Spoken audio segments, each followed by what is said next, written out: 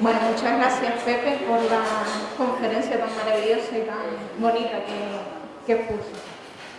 La siguiente ponente es Ateneri Rivero. Ella es licenciada en Biología por la Universidad de La Laguna y además hizo también el máster de Biodiversidad Terrestre y Conservación en Islas en esta misma universidad. Colaboró durante una etapa en el equipo de investigación de Juana María González Mancebo en el Departamento de Botánica, Ecología y Fisiología Vegetal de esta universidad. Posteriormente trabajó para la Fundación Santa Cruz Sostenible, realizando actividades de divulgación científica y medioambiental. En este ámbito, sí es verdad que tiene una amplia trayectoria y está siempre dispuesta a hacer cualquier tipo de actividad de divulgación científica a través también de asociaciones ecologistas como puede ser ATAN o Bicácaro. Además participa en charlas coloquio como la que tiene este final de semana también en la Isla Baja. En el ámbito de la divulgación ha dado un paso más allá y tiene un lema o una marca que es la de Ocotea, conocer y valorar, con productos artesanales editados por ella y además sobre tejidos sostenibles. Bueno, pues si están interesados tienen un Instagram bajo ese nombre, Ocotea, conocer y valorar. Ligado a GESPLAN y también como autónoma, ha trabajado en diversos proyectos, desarrollando censos de poblaciones de especies amenazadas, inventarios para caracterizar hábitats de interés comunitario. Ha trabajado con especies exóticas invasoras también, haciendo listados y análisis de riesgo.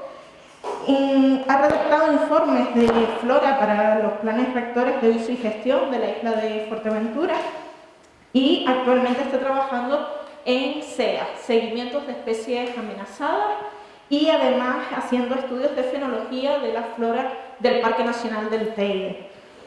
En definitiva, pues su trabajo ha estado ligado a la flora y la vegetación pues, de Canarias.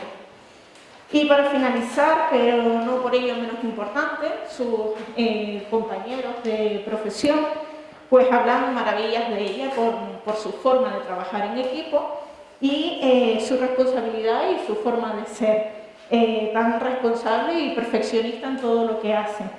Además trabaja sin desfallecer, por muy duro que sea el trabajo, y se caracteriza por su gran motivación, su espíritu aventurero y por supuesto pues, por su inquietud tanto en la biología en general como en la naturaleza canaria en particular.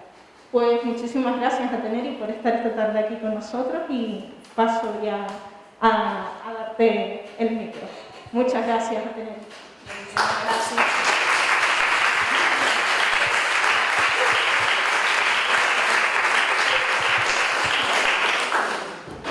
Bueno, yo preferiría hablar sin el micrófono, pero creo que es mejor con micro, ¿no? Ah, sí, porque si no, no se oye igual. Bueno, pues muchísimas gracias por esta presentación. Para mí es todo un placer estar hoy aquí en las primeras jornadas de biodiversidad de la Universidad de La Laguna. Ya como bien esa maravillosa presentación que ha hecho Cristina, pues vamos, yo me quedo pues, anonadada, ¿no? No es una gran trayectoria todavía, por ejemplo, como Pepe, pero bueno, ahí vamos con nuestros pasitos.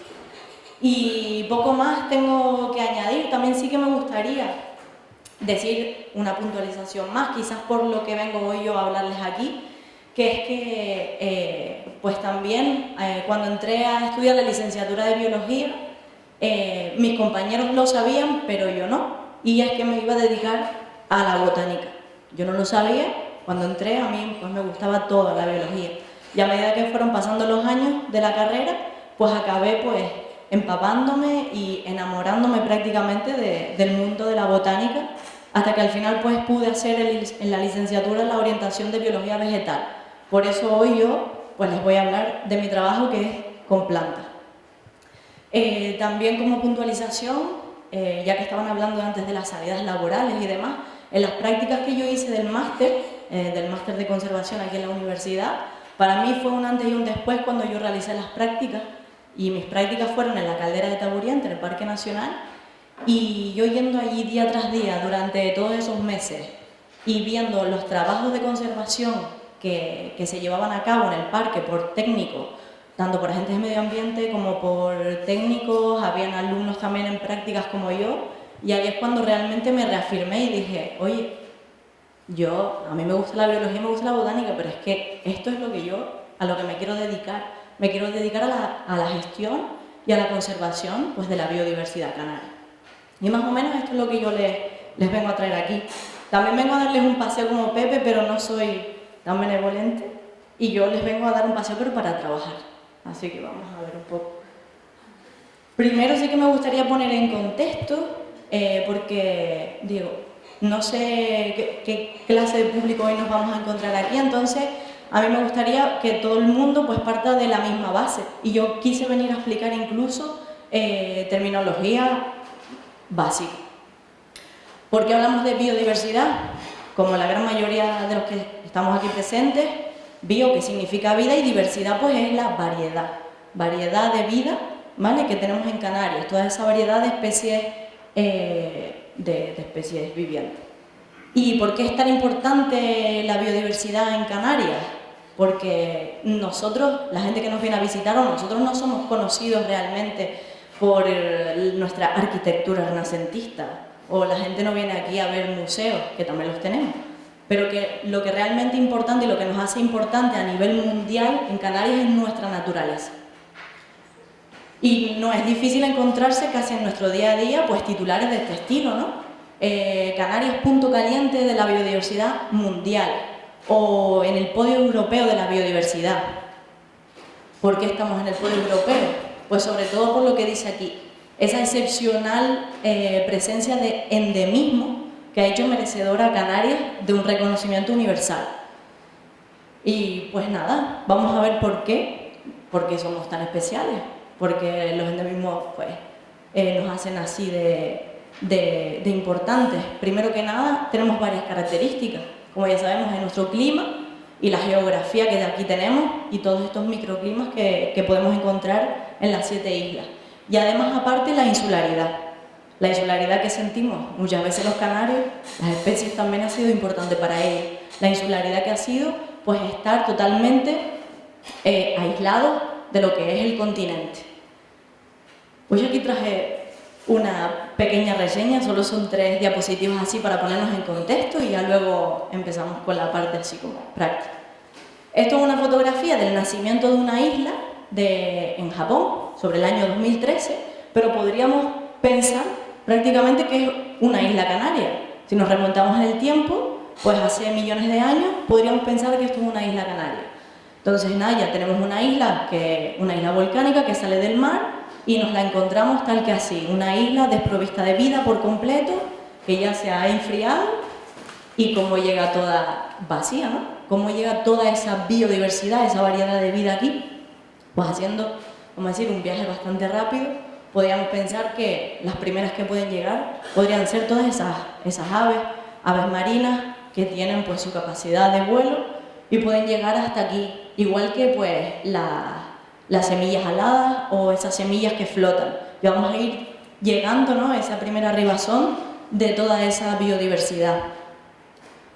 Una vez llegado, pues se pueden instalar pequeñas plantas, lo cual da también a que puedan llegar más insectos, voladores, pequeños mamíferos alados, y todo eso va componiendo también los paseriformes, los pájaros, que pues al comer, por ejemplo, semillas en el continente, van a poder llegar a nuestra isla y pueden excretar pues semillas, y pues vamos a tener pues muchísimas más vegetación, hasta el punto de que ya vamos a ir conformando toda esa biodiversidad y nuestros lagartos que han llegado en su balsa flotante.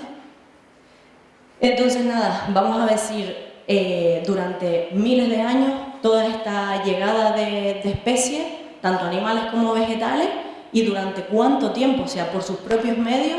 A mí me parece increíble y maravilloso pensar que las Islas Canarias fueron alguna vez así también, y que ahora mismo tenemos ecosistemas tan complejos como puede ser, por ejemplo, un saladar, un pinar, una laurisilva, ¿no?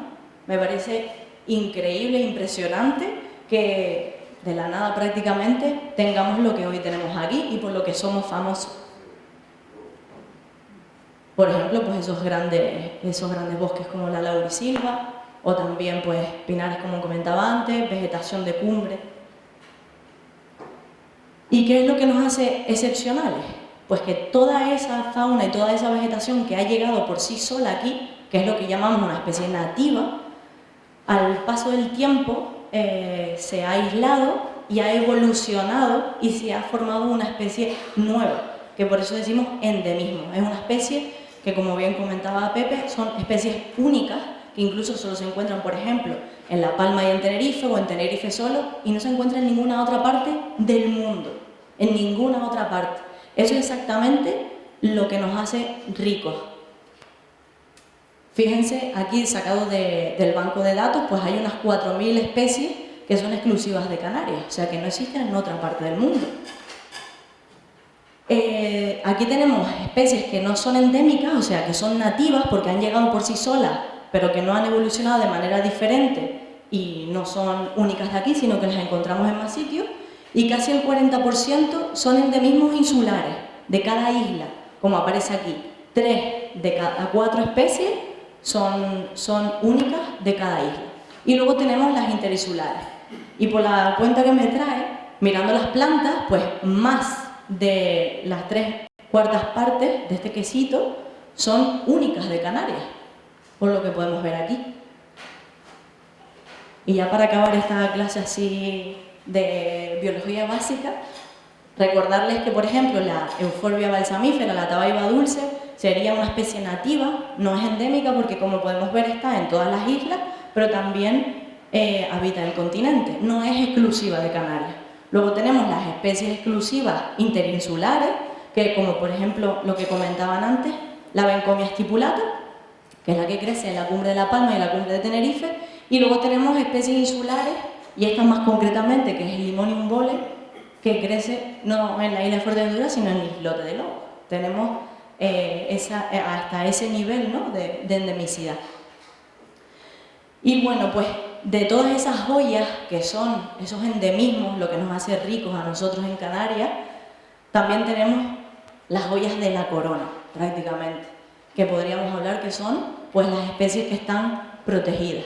De esas especies nativas o endémicas que tenemos aquí, tenemos unas, vamos a decir, un poco más exclusivas, porque están protegidas por la ley, ya sea porque tienen un bajo número de individuos, como se comentaba en la charla anterior, o porque están amenazadas, hay algún tipo de amenaza, o porque meramente son especies claves de nuestros ecosistemas. Y es a raíz de las especies protegidas en los que yo les quiero acercar la realidad de la biodiversidad canaria, a través de las especies de las joyas de la corona de Canarias. Pues resulta que esto es de los últimos trabajos que yo he realizado del año anterior y que son, como comentaba Cris, pues son los seguimientos de especies amenazadas. Nosotros tenemos que salir, ir a buscar esas especies amenazadas y hacer una valoración de la conservación, del estado real que tiene esa planta, esa joya de la corona, ese endemismo que además está protegido.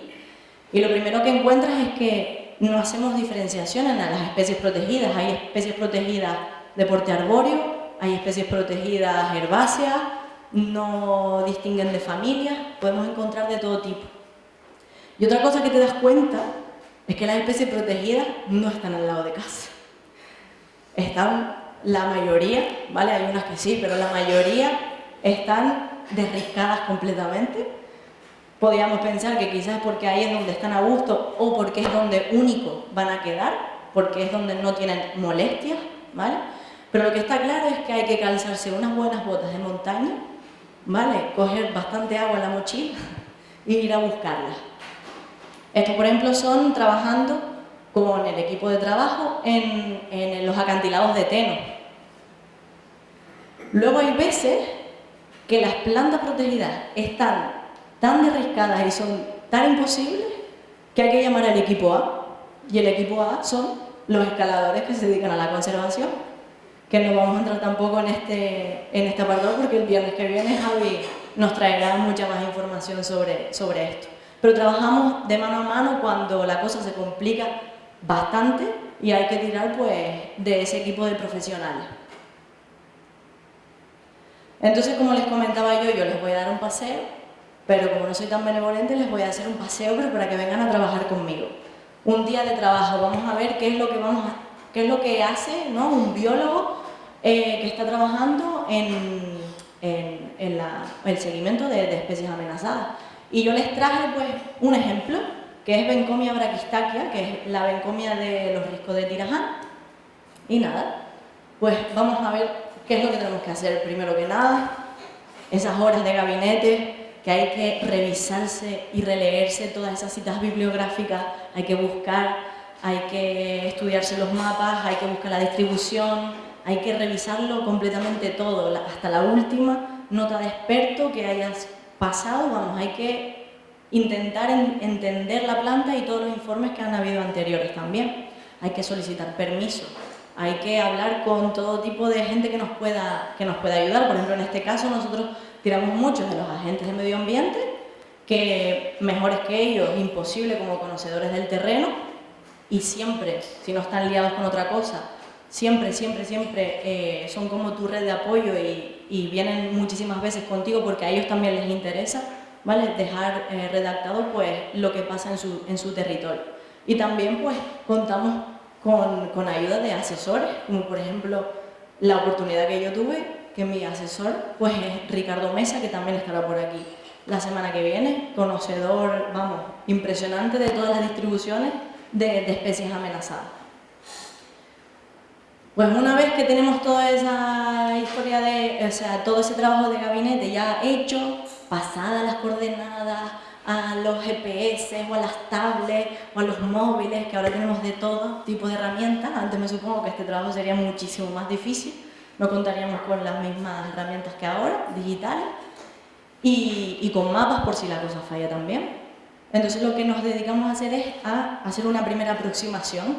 Hay sitios donde son mucho más fáciles que otros, y en este caso, por ejemplo, nos ha tocado el día duro.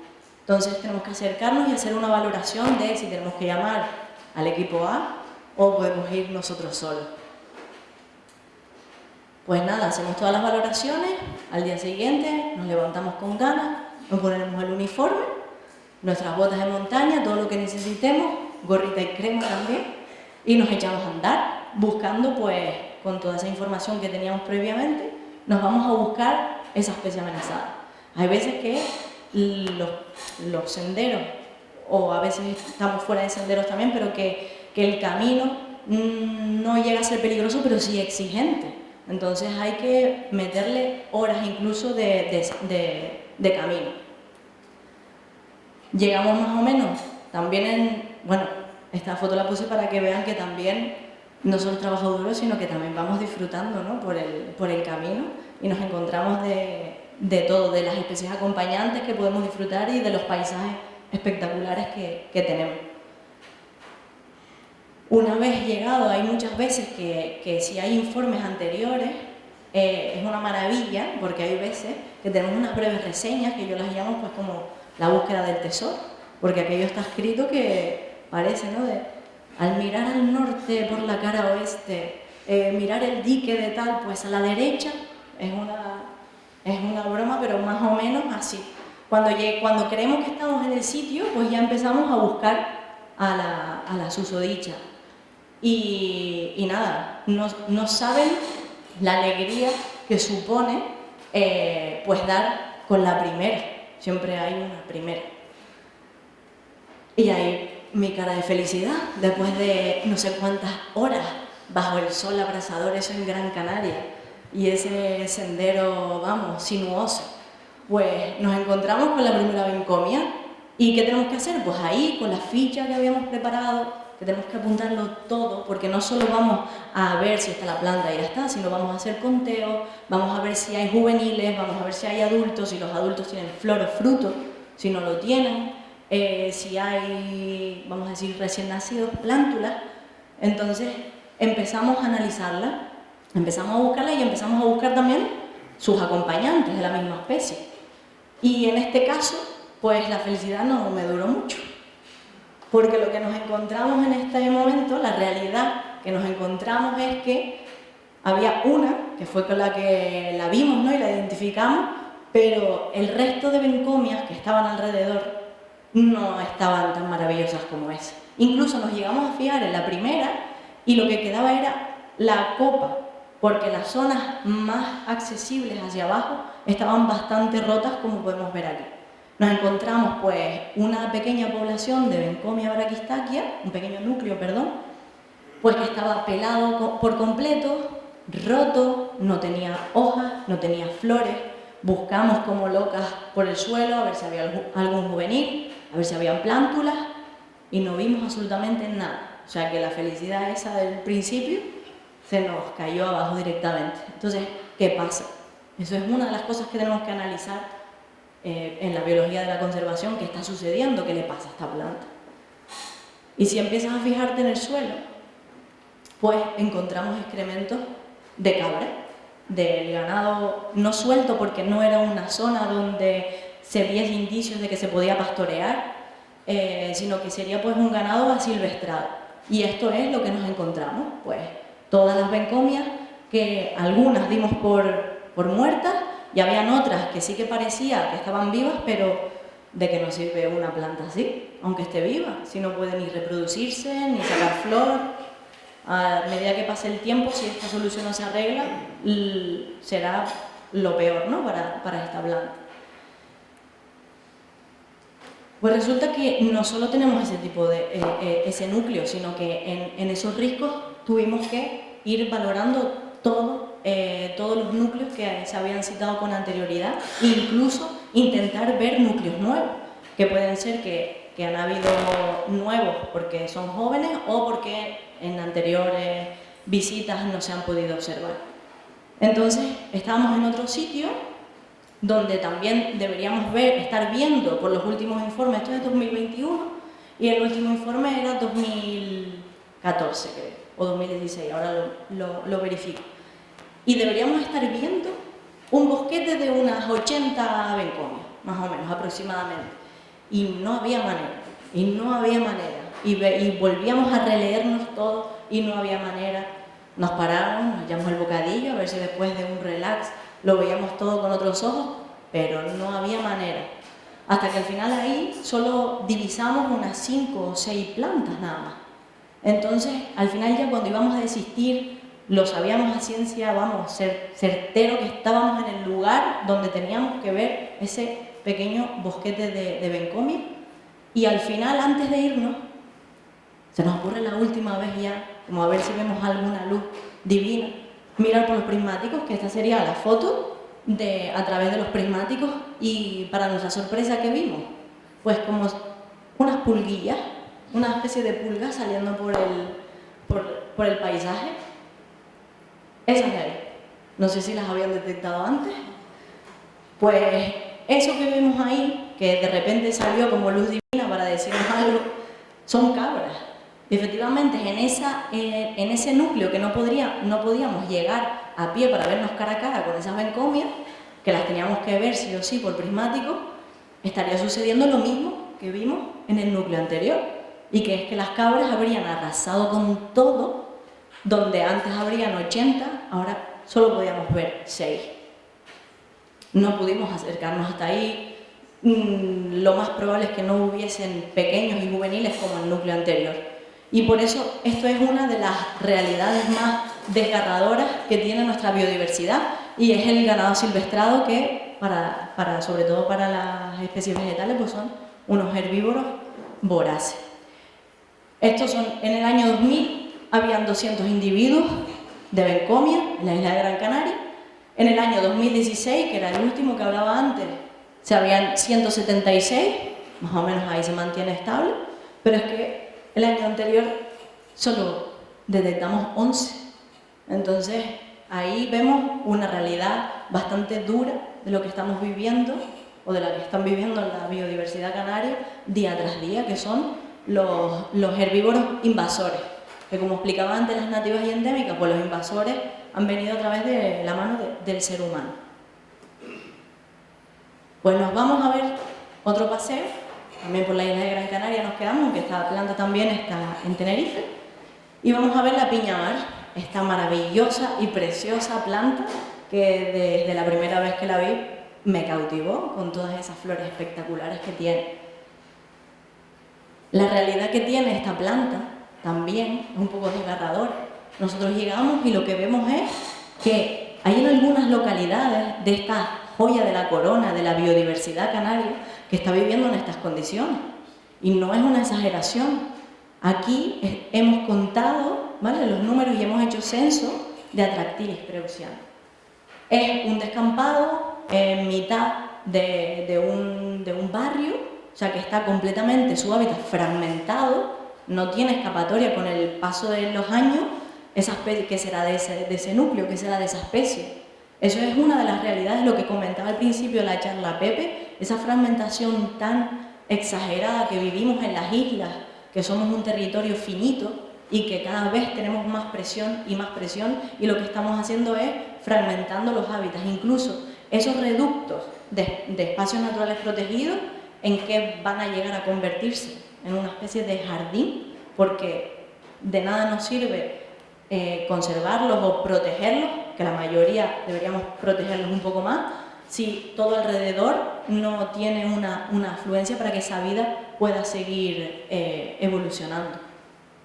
También otra realidad que serían pues las especies invasoras, pero vegetales, que ocupan su territorio, ocupan recursos y se están viendo amenazadas por ellas también. Esto no nos encontramos pues en los lugares estos que, como están siempre cerca de las casas, lo normal es que haya alguna invasora asilvestrada que se salta de los jardines de las casas y empieza pues a colonizar un territorio más silvestre, porque este no es tanto.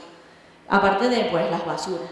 Y también encontramos que hay algunos núcleos de Atractilis que no han sido respetados y, como vemos aquí, han creado pues infraestructuras, paseos de costa, incluso si nos fijamos le han metido ahí una especie de sustrato, ¿no?, un ajardinamiento, y esta especie pues no sé si ha salido posterior a eso o que estaba ahí y ha resistido completamente. Pero eso es una de las... Antes que les decía que nos pegábamos unos senderos impresionantes porque las especies protegidas estaban lejísimos, aquí vemos que no, que está cerca del paseíto de la playa. Y luego otra de las cosas que más nos sorprendió y que más nos impactó de esta especie que está en peligro de extinción, de esta joya de la corona, es en otra de la localidad, un poco más, vamos a decir, más natural, nos encontramos con esto. Una vez más, la herbivoría de mamíferos invasores, en este caso los conejos, han hecho pues que esta planta se quede... ¿Mamíferos? ¿Qué? Ah, vale, perdón. Y han hecho que encontremos imágenes terroríficas como estas. Son prácticamente plantas muñones o micrófonos, como nosotros las llamamos, porque es que no nos encontramos una, sino que era algo que se repetía durante el tiempo en esa localidad. Si nos fijamos, teníamos un montón de individuos de Atractilis. Yo cuando leía esos informes decía, contra, qué bien, ¿no? Voy a ir a un lugar donde hay un montón de Atractilis. Yo creo que nunca había visto tantos juntos. Pero claro, cuando llegas aquí la realidad es que de qué nos sirve tener tantos individuos de esta planta en peligro de extinción cuando esta planta llevará años aguantando, ¿vale?, esa presión tan brutal de los conejos. Porque fuimos en época de floración, ya casi una floración fruto, y en todos los núcleos alrededor donde no existía esta presión de conejo, las plantas tenían flores y frutos, como la vimos anterior, pero estas ninguna. Entonces, al final, ¿qué nos queda? Le quedará lo que le quede de vida a esta pobre planta, pero no va a perpetuar su especie. Entonces, de nada nos serviría. Bueno, esta de aquí me recuerda muchísimo, además, a una cebuche que hay en Fuerteventura también, que está ramoneadísimo por las cabras, pues me recordó prácticamente a lo que vivía en Fuerteventura, que fue, vamos, es que se parece el porte un montón. También hay otros estragos y es una realidad también que no solo hacen daño las especies invasoras animales en Canarias, sino que las especies invasoras de plantas también juegan, vamos a decir, un papel fundamental en la conservación de estas especies. Aquí vemos el ya conocidísimo rabo gato, que lo que hace es pues, que están monopolizando por completo nuestros paisajes y lo mismo de antes, quita recursos, asfixia a nuestras especies. Aquí tenemos un juvenil de Anagyris latifolia que se ve que pues, su futuro no está muy, vamos a decir, sólido al lado de ese coloso que tiene al lado, que es un ágave, ¿no? Que es una pitera, que también es una especie invasora, aunque tenemos muy normalizada, ¿no? En nuestros paisajes, como por ejemplo las pencas, las opuntias, todas las cactáceas, las tenemos súper normalizadas en Canarias porque prácticamente desde que nacimos pues las hemos visto. Incluso nuestros abuelos ya han formado parte de nuestra cultura, nos comemos sus frutos, etc. Pero la realidad es que esta planta asilvestrada nos quita por completo pues, espacio y recursos para nuestras plantas nativas y endemismos. Aquí es otra visión, otra fotografía de prismático, donde casi no se puede ver, pero se tienen que fijar de mí, que esto es una Sideritis infernalis. Sideritis infernalis en el sur de Tenerife, que prácticamente su paisaje y su territorio está monopolizado por penca. ¿Y qué pasa? Que esta es nuestra realidad también. La realidad de la biodiversidad pasa por la sociedad y es un papel muy importante. Entonces, yo dedico esta diapositiva y digo desconocimiento y lo pregunto, porque lo que hablaba antes, que nosotros tengamos incluso ya como interiorizada a las pencas, porque de toda la vida, pero es que el rabo gato, en serio, de verdad, con todo lo que se ha hablado, toda la divulgación, todos los equipos de voluntarios, todas esas organizaciones, que es que lo tenemos hasta en la sopa prácticamente, y hacemos este tipo de cosas. Esto es en Santa Cruz, en La Laguna, no me acuerdo, pero que no es una foto sacada de internet, ¿vale? Es una foto real de un escaparate de trajes de novia, una boutique, y con rabo de gato.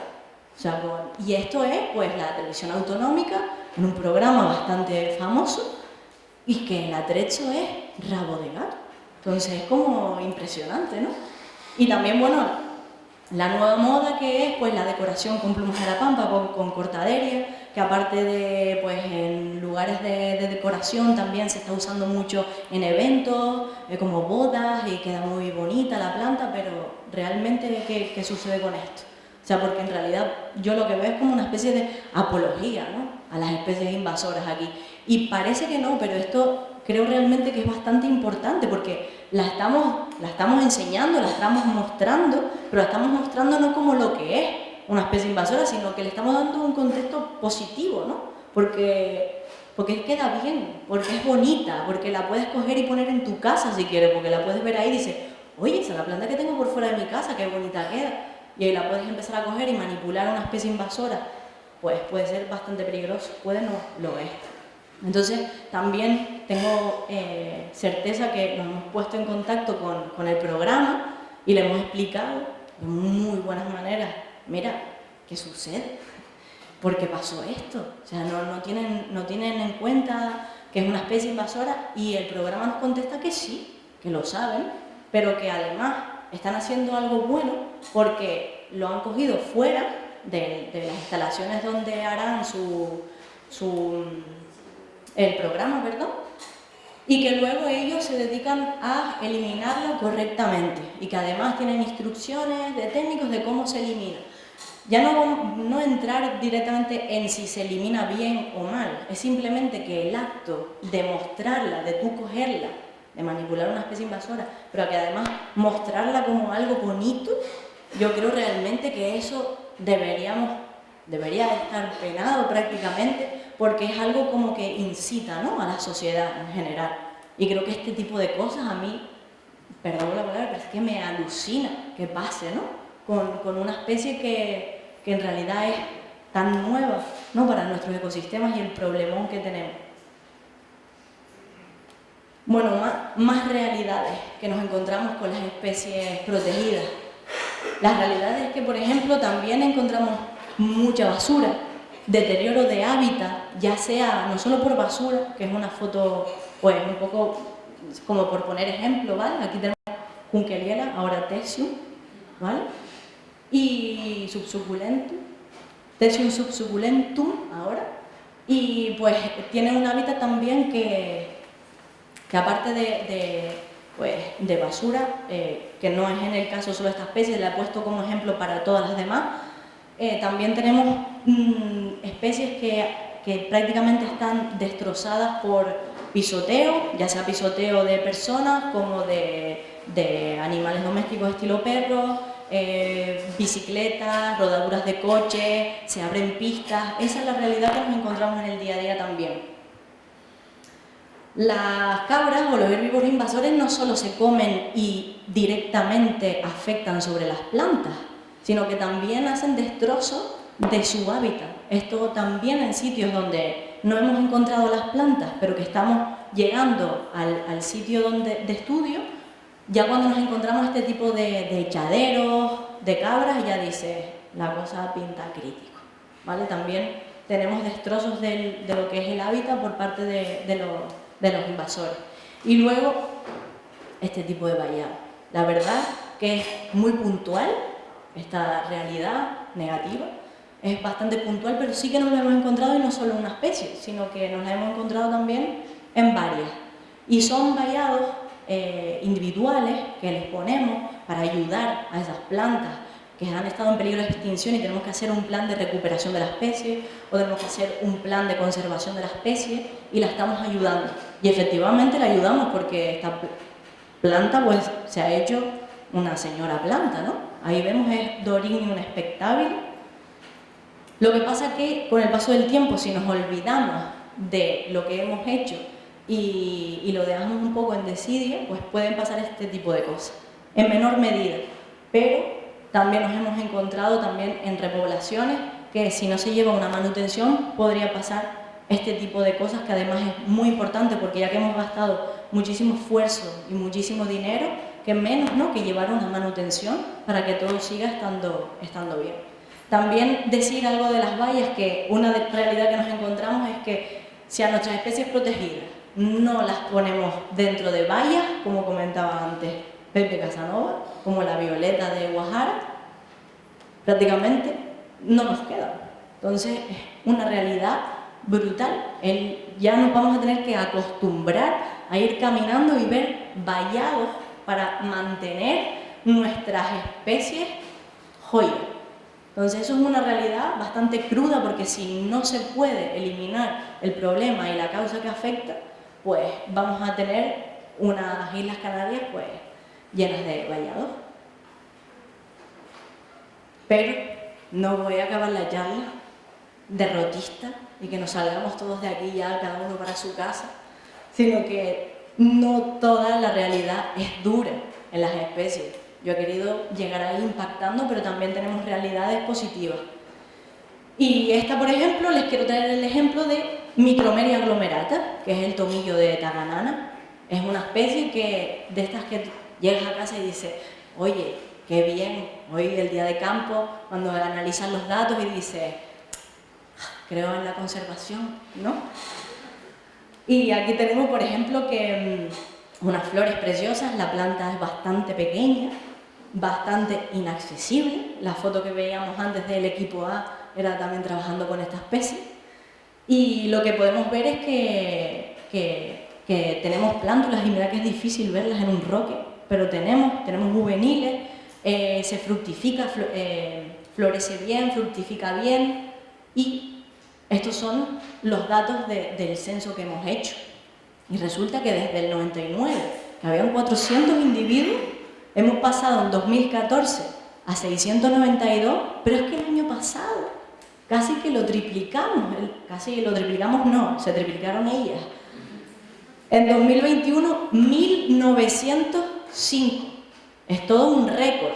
Y tú dices, bueno, pueden estar actuando dos factores, y uno es que primero, hemos hecho un mayor esfuerzo de muestreo, un mayor censo, al llevar a los escaladores y llegar en sitios tan inaccesibles y revisar todo lo que son los roques, ¿vale? Hemos llegado y hemos encontrado muchísimas más plantas de las que se veía antes. Hemos dedicado más días de los que se habían dedicado antes y entonces hemos llegado a tener pues un resultado mejor. Pero no solo todo se lo lleva el trabajo, aquí el técnico que trabaja, sino que también podemos ver que es una planta pues, que goza de buena salud, de buena biología y que encontramos tanto individuos jóvenes como adultos que florecen bien, que fructifican bien y sobre todo que no se detectan amenazas para ella.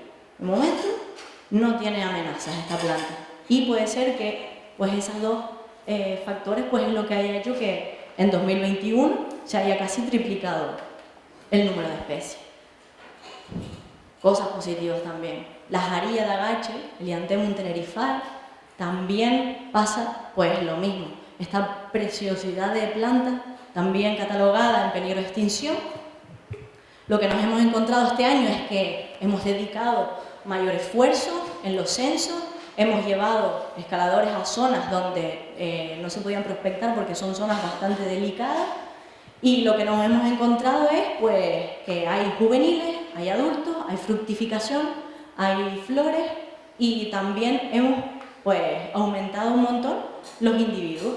También esto es resultado de la buena gestión o de la gestión de una especie en peligro de extinción en un plan de recuperación que además ha hecho tener una zona, vamos a decir, artificial que la hemos preparado para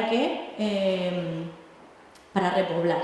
¿Vale? Tenemos pues, una zona donde se ha sembrado y donde se ha plantado el Lilianthemum tenerifae. Entonces, en la población natural tenemos casi unos 600 individuos, no llega a 600, 500 largos, y en la zona, vamos a decir, que se ha plantado artificialmente, la mano del ser humano, pues tenemos otras 600. Y ahí lo que tenemos, ¿vale? Que no es un jardín, sino es una zona de repoblación donde se ha visto que ni siquiera los conejos se la comen, ¿vale? Porque ya hay por fuera de los vallados, hemos tenido que, pues, ese disparo de individuos. Y luego también, pues está Tolpis glabresen, que se llama lechuguilla de chinobre. Sí. Y pues aquí, pues, miren, tenemos...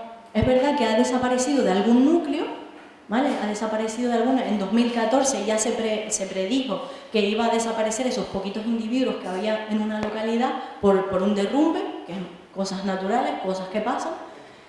Y es verdad que ha desaparecido de alguna localidad, pero hemos tenido un incremento de individuos, fíjense, en estos, alfombras que tenemos de Tolpis y tenemos una buena representación de todas las clases de edad y además todas las plantas gozan de buena salud porque todas florecen y también fructifican.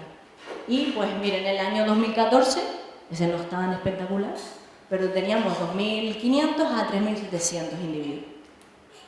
También es lo mismo que pasa con Dorino. Antes que le veíamos ahí esa malla que la estaba aprisionando, pero también nos encontramos que Dorino inexpectabile también se está recuperando. Y también otras realidades positivas, plantas como la garbancera, que cual ave fénix vuelve a salir después de los incendios, en este caso el incendio que hubo en Arico, ¿vale? Se daba por perdida el núcleo, la localidad que había ahí, pero se ha visto que ella sola, ahora con un poco de ayuda para que los conejos las dejen sobrevivir en verano, pero ella sola también la capacidad de resistencia que tienen las especies, pues también es algo positivo que nos encontramos en trabajo de campo. Otras cosas positivas también que tengo que decir, que hay técnicos, tanto dentro como fuera de la administración, que se toman a pecho su trabajo, que luego también tenemos gente que trabaja, tanto investigadores como profesores de universidad, que les gusta su trabajo y que tenemos ahí como una base fundamental, ¿no? para que esta conservación siga aumentando. Y también una realidad bastante positiva son los agentes de medio ambiente, que lo único mal es que hay pocos.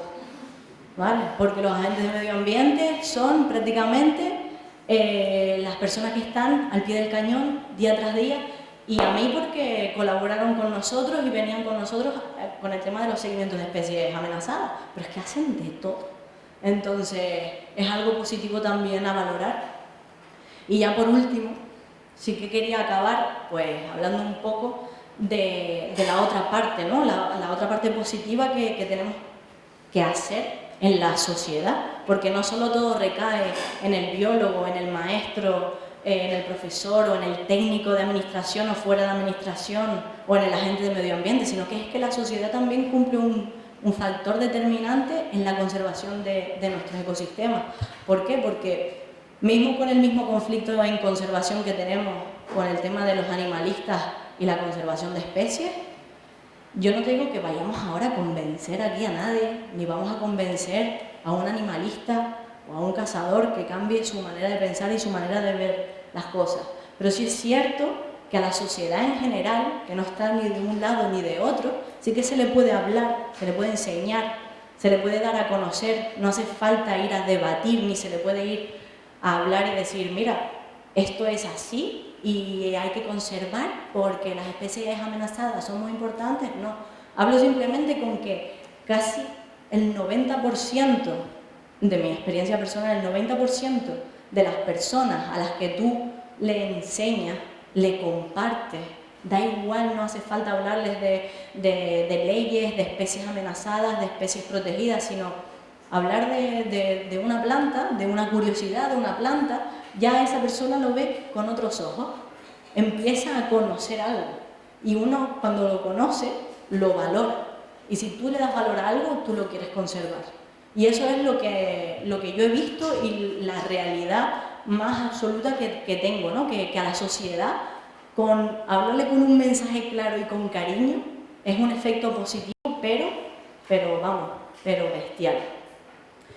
Y bueno, que eso ha sido mi experiencia. La verdad que la sociedad en general, mis amigos ya los tengo hartos prácticamente, pero he creado una comunidad ahí de defensores del medio ambiente impresionante. Entonces yo creo que es algo que deberíamos hacer todos nosotros, toda la gente que está un poco implicada con la conservación o con la biodiversidad canaria, que los artículos, que las revistas científicas, que las investigaciones punteras las necesitamos, pero para hablarle a la sociedad hay que llevar un mensaje un poco más claro y ser un poco más cercano para poder conseguir algo. Y nada, eso es lo que les quería transmitir como mensaje final, que no es todo derrotista, sino que hay una parte muy positiva de la realidad, y es que pues gente que sigue trabajando día a día para evitar este tipo de amenazas, y gente que a partir de ahora en adelante que va a poder valorar muchísimo más nuestros ecosistemas, y yo creo que el futuro, si nos ponemos así, yo creo que puede ser bastante positivo en eso.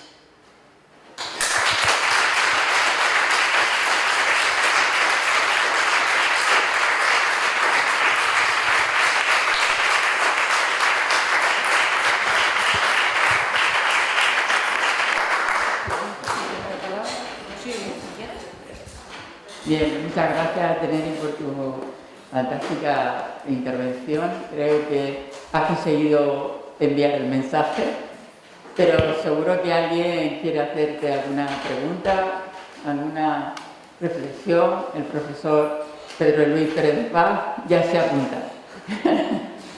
¿Quiere? No es necesario, no es necesario. Y aquí hago a capela, porque además en la mitad y el eje de la obra. De todas maneras, más que intervenir, yo mismo me gustaría que interviniesen los más jóvenes. De hecho, yo me he sentado hoy aquí con los más jóvenes para contaminarme, decía Pedro Guerra. El futuro está en la juventud.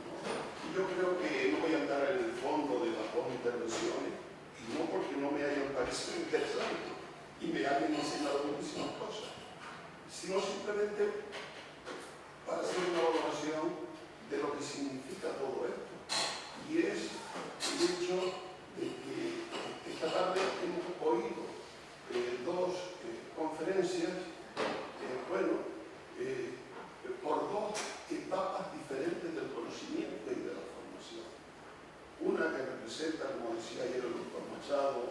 la madurez, la serenidad, la poesía, la tranquilidad, y otra que es la juventud, la vitalidad, la energía, el creer con fe lo que se hace.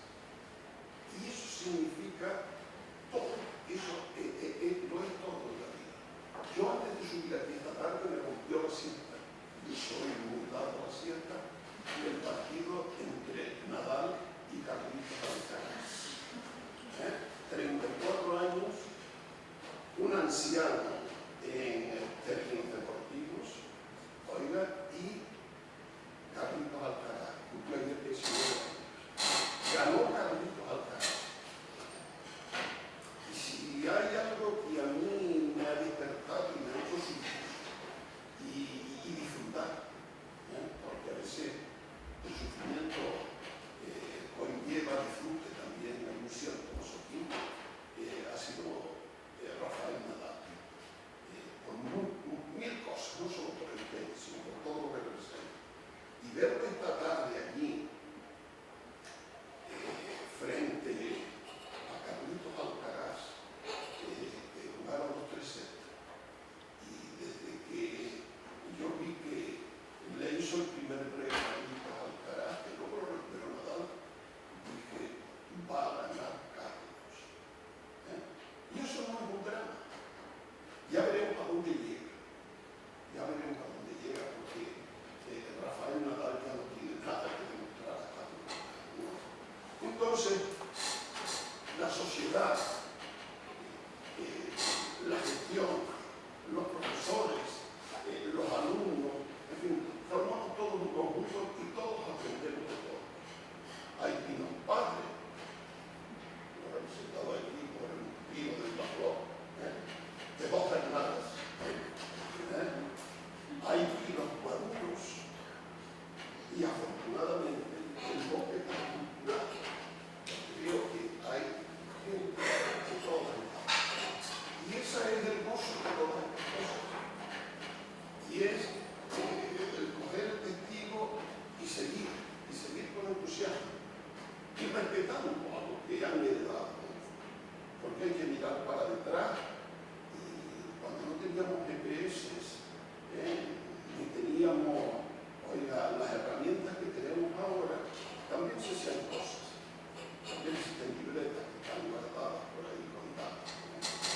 Y no quiero terminar, que yo me entusiasmo. No quiero terminar hablando de lo que estamos hablando aquí hoy, de tener un recordatorio para Reina Acevedo y haciendo precisamente esto que tú nos has contado aquí también, pues se quedó en la caldera. En un sendero no especialmente peligroso, yo lo había recorrido hace 2 años con él. Debió de tener la mala suerte que a veces acompaña a nuestros recorridos. Seguro que él había pasado por sitios más peligrosos que este, pero le tocó. Y eso también es un plus de peligrosidad que hay que tener presente y que yo recuerdo que lo defendía cuando se lo explicaba a nuestras autoridades académicas, que entendía que salir de excursión era salir a divertirse. No, salir de excursión significa, como bien has dicho, trabajar, estudiar, patear, sudar, sufrir y disfrutar. Nada más. Muchas gracias. Muchas gracias, Pedro Luis. El profesor Guifred. ¿Quieres el micro? Bueno, en primer lugar, me he alegrado de ver a una persona joven como tú hablando de la manera tan apasionada con la que has hecho tu discurso. Sobre todo porque te han estado escuchando alumnos con los que yo he estado esta mañana en la cañada, en donde he podido volver a hacer algo que he hecho a lo largo de mi vida, que es encontrarme con una nueva generación, en este caso de la enseñanza de medio ambiente, en donde de alguna manera pude explayarme y pude enseñarle cosas. Entonces tú eres un ejemplo para esa gente, porque yo les he hablado siempre que soy optimista, pase lo que pase y que el futuro pase por ustedes. Por tanto, pues ha venido muy bien que una persona joven como tú, que está ya invitada en un trabajo, que está desarrollando una labor interesante, muy interesante lo que estás haciendo, e importante, pues ellos vean que hay posibilidades, que que es necesario que la gente se implique más y que salga más. Estamos pasando por un periodo difícil en la universidad, difícil porque no hay medios y el nivel universitario de investigación ha bajado sensiblemente y no hay gente, no se han renovado puestos de gente valiosa que ha salido de la universidad y que está en la universidad en algunos departamentos prácticamente descolgada de personal para trabajar. Bastante tienen con el trabajo docente, con la práctica, pero no hay tiempo para eso. Y esto también hay que decir. Y por último, te diré que al enseñar ahí la micromedia que enseñaste, quien te acaba de hablar es el autor de esa planta. Y yo lo acompañé a él a encontrarla en los años 70 del siglo pasado, cuando él estaba realizando su tesis doctoral. Y mira, empezó un palmero que llegó aquí, a Tenerife, que le gustaba la botánica y que terminó siendo un prestigioso catedrático de la Universidad de La Laguna. O sea que todas estas cosas se ligan y suponen, digamos, una especie de satisfacción de haber vivido tan largo para poder comprobar estas situaciones que las encuentro extraordinariamente interesantes y reconfortadas. En un momento crítico en dos sentidos. Crítico porque la democracia se hunde y crítico porque la universidad no recibe el apoyo por la sociedad que necesita. Y eso es negativo, muy negativo para la sociedad. Por lo tanto, vean que estas cosas como están haciendo se pueden salir adelante como salieron ellos, que tampoco teníamos medios y llegaron lejos en su trabajo. O sea que ha sido muy gratificante para mí escucharte, el conocerte y bueno, pues enhorabuena. Muchas gracias. ¿Alguna pregunta más? Javier, ¿quieres el micro? Felicidades por la charla, por el entusiasmo, porque tu padre hicieron una montañera y botánica de una fantástica combinación. Decía el profesor Pedro Luis de Paz, que me tengo mucho conocer, lo conozco ahora, lo que decía del campo, del monte, del río Acevedo. El año pasado sufrí un accidente con la micromedia aglomerada. No sé, bueno, pues hay que tener mucho cuidado, que el recuerdo a Auro, seguimos, ahora no tenemos mucha suerte. Y felicitarte de lo tener. Gracias. ¿Alguien quiere participar más? Ateneri, ¿me vas a permitir, dado que tengo un grupo de alumnos que esta mañana hemos estado hablando de este tema, cómo conseguiste tu actual puesto de trabajo? Pues, primero, con ganas y siempre manteniéndome activa. Ya lo comenté antes al principio de la charla, como que lo descubrí ya en la universidad con profesores, con profesoras que me, vamos a decir, me motivaban cada vez que oía la palabra conservación, en este caso, pues algo me hacía tilín, ¿no?, dentro. Y una vez que ya pues me doy cuenta haciendo esas prácticas de máster en la Caldereta de Oriente, digo, yo quiero trabajar en esto y quiero dedicar mi vida profesional y casi que personal, porque es que las 24 horas del día estoy con esto y si no estoy trabajando lo tengo en la cabeza. Y ha sido, pues, decir, buscar dónde hay. Pues me da igual en lo que trabajé al principio, pero poner currículum. Siempre el boca a boca casi que ayuda más que incluso pues las aplicaciones de internet o lo que sea, sino el boca a boca, conocer a gente y sobre todo llegar y no tener miedo y poner el currículum.